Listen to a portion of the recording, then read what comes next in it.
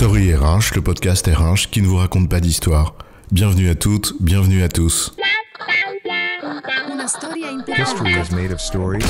Dans cet épisode, nous allons nous intéresser à celles et ceux qui n'intéressent pas, ou si peu, les seconds couteaux.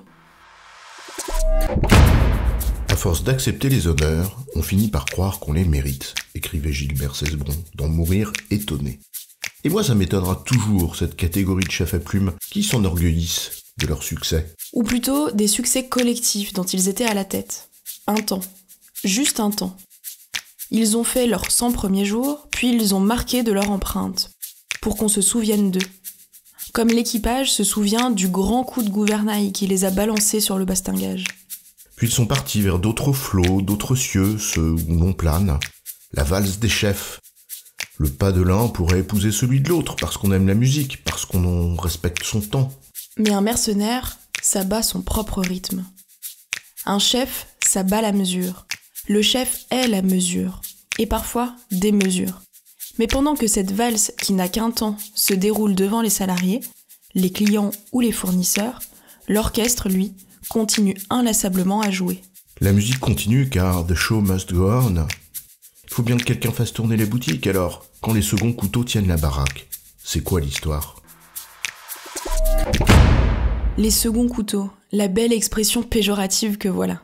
Ces gens de second rang, ils ne sont pas à la tête, ils sont juste après le numéro 1, celui ou celle qui prend la lumière.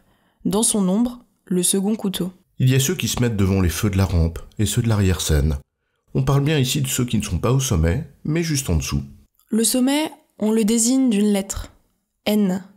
Puis viennent les N-1, les seconds couteaux, puis les N-2, la troisième ligne. De quoi y perdre son arithmétique, sa géométrie ou son latin, mais vous avez compris. Dans James Bond, il y a M, le chef du service. Dans l'entreprise, c'est N. Puis après, ça décompte. En dessous, les poulies d'or du management, les fidèles Sherpas qui portent les paquets et te disent où et comment passer. Pour que tu fasses ton selfie en haut de l'Everest. Si haut que l'on soit placé, on n'est jamais assis que sur son cul, disait Michel, pour les proches, Montaigne pour les autres.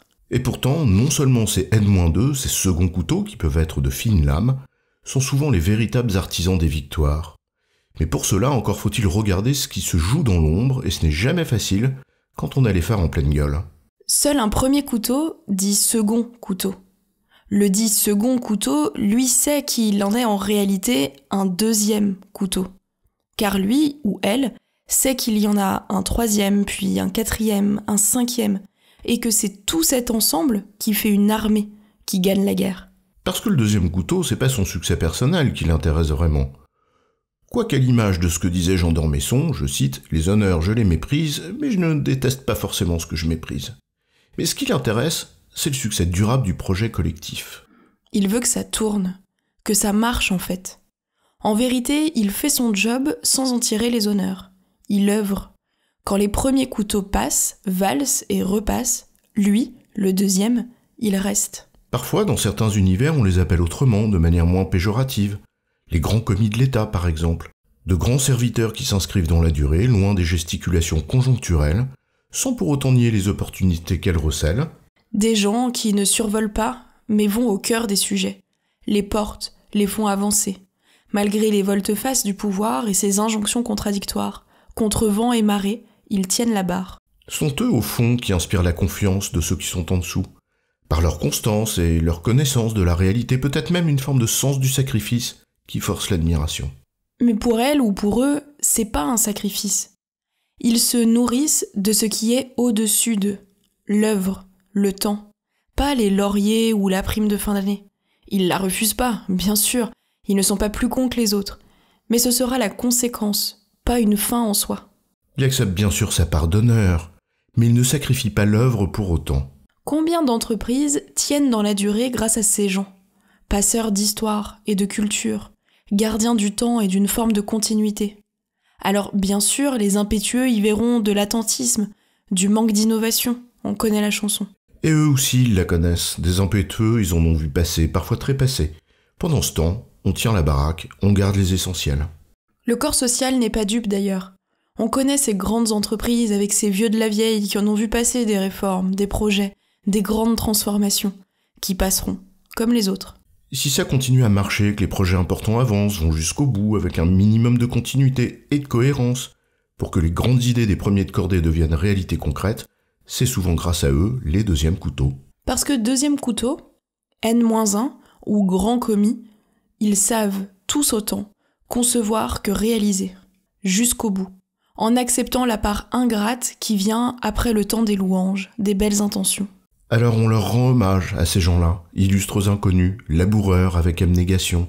Mais en même temps, peut-être préfèrent-ils aussi le calme de l'arrière-ban, le confort de la position de deuxième. Protégé du vent de face, comme un coureur cycliste qui se met dans la roue du leader et ne prend pas le relais. Faut dire qu'en haut, le N de l'entreprise, le M de bond de là-haut, en haut du mât, quand il y a du vent, ça tangue plus fort. Parce qu'en haut de l'affiche, on est en vue, certes, mais on est aussi à portée de tir. Alors de réorganisation en rachat, de réforme en fusion, les N-1 sont des chevilles ouvrières qui leur survivent discrètement dans l'ombre de leur travail bien fait. En résumé, les entreprises ont besoin de décideurs qui décident, donc qui prennent des risques, dont celui de leur propre longévité, et de responsables qui mènent durablement à bien les affaires.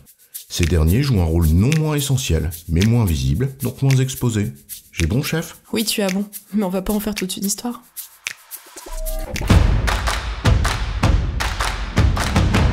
Story RH, le podcast RH qui ne vous raconte pas d'histoire. Retrouvez tous les épisodes sur storyrh.fr.